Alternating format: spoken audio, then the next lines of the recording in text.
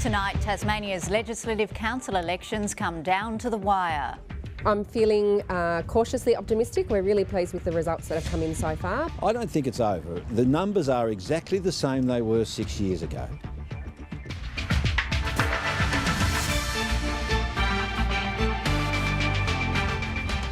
Also tonight, the Treasurer spruiks fairness and opportunity is the theme of Tuesday's budget.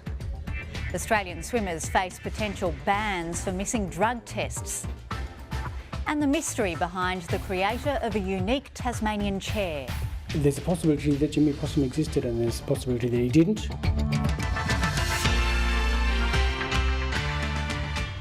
Good evening, welcome to ABC News Sunday. I'm Angela Ross. Tonight, two sitting Legislative councillors are facing an anxious wait as preferences are distributed in the upper house seats of Rumney and Launceston.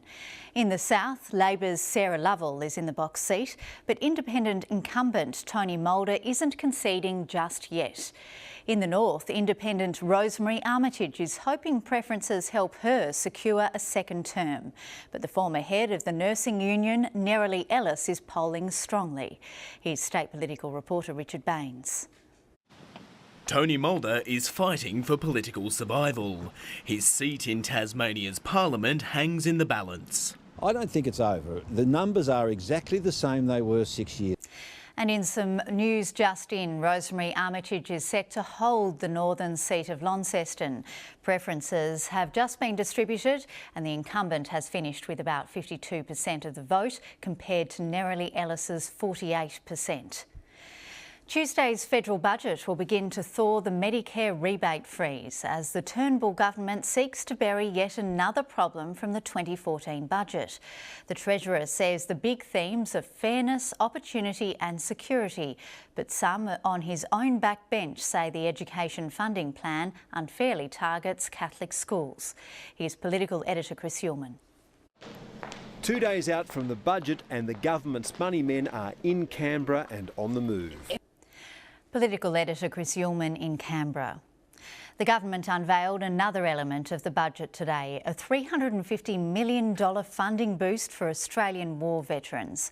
It's designed to provide access to an expanded range of mental health services, and it's hoped that will reduce the high rate of suicide, especially among younger veterans. Having the ear of the minister has paid off for this former Army commando and many like him. Now to tonight's special report and the drought in regional Australia. This is a drought not caused by a lack of rain, but by a lack of data. More than 90% of Australia's population has access to 4G coverage, though that's concentrated around cities. In fact, 4G only covers 30% of Australia's vast landmass, and that's a real problem for farmers who struggle with communication in the paddocks. It's a black hole they say is holding them back from making the most of new technologies, and they want it addressed in this week's budget. National Rural and Regional correspondent Dominique Schwartz reports from Moree in northwestern New South Wales. The cotton harvest at Keetar turns over tens of millions of dollars for Sundown Pastoral Company. In the shadows of a small northern Tasmanian town lives the memory of a mysterious bush carpenter named Jimmy Possum. He made unique chairs in Deloraine in the 1890s and early 1900s. The chairs are now in collections across Australia. But who was Jimmy Possum? Natalie Whiting went to Deloraine to explore a new theory. Generations of chair making and years of legend have led to this workshop. Still to come on ABC News Sunday, the nation's richest computer gaming competition.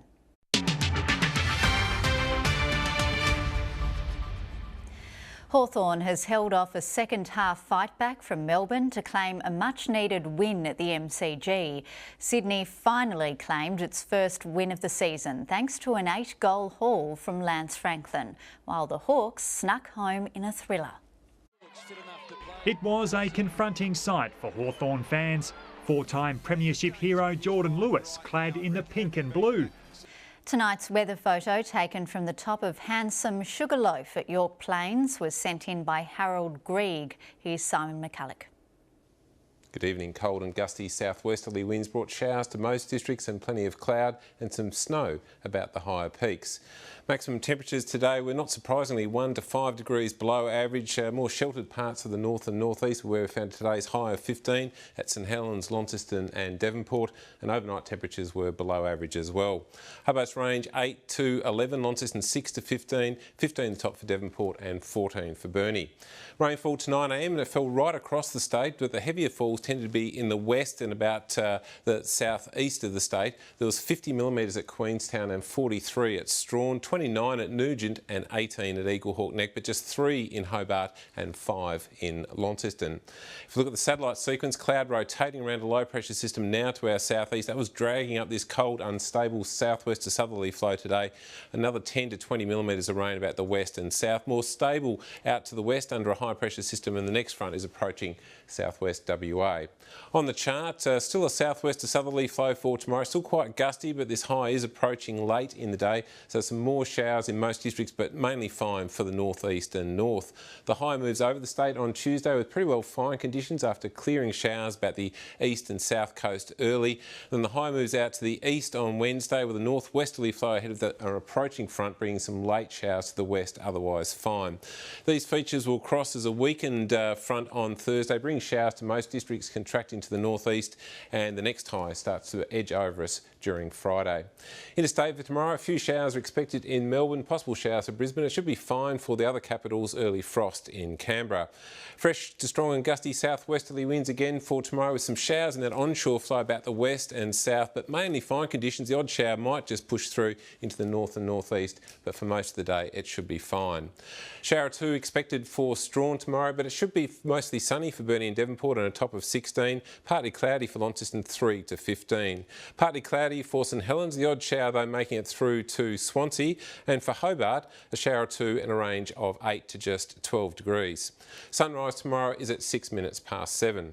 Coastal waters, southwest to southerly winds 20 to 30 knots, reaching 30 to 40 knots in the east during the morning, tending to decrease to 15 to 25 knots over all but the east by the afternoon. Southwest swell of 3 to 4 metres in the west and south, a westerly swell to 1.5 metres in Bass Strait, and a southerly swell of 3 to 5 metres in the east. There's a gale warning for the east and southeast and Storm Bay, strong wind warning for the rest of the southeast, the northwest, east of Flinders Island and southwest, and a small craft wind alert for the Central Plateau Lakes. Cold, wet and windy conditions mean a warning to sheep graziers for the Midlands, East Coast, Upper Doon Valley and southeast early tomorrow. On Tuesday, a ridge moves over the state, fine apart from some morning showers about the south and east. Mostly sunny for Burnie and Devonport, fine for Launceston, possible morning showers though for Hobart. On Wednesday, a ridge to the east and a front approaching, possible morning fog, otherwise fine until showers develop in the west in the afternoon, perhaps pushing into the far south late, but a fine day for Burnie, Devonport, Launceston and Hobart.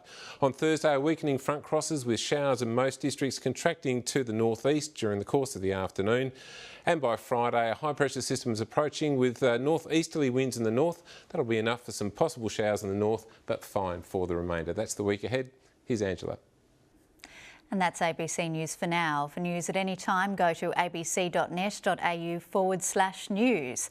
If you missed any of tonight's news, you can catch up shortly on iView. Good night.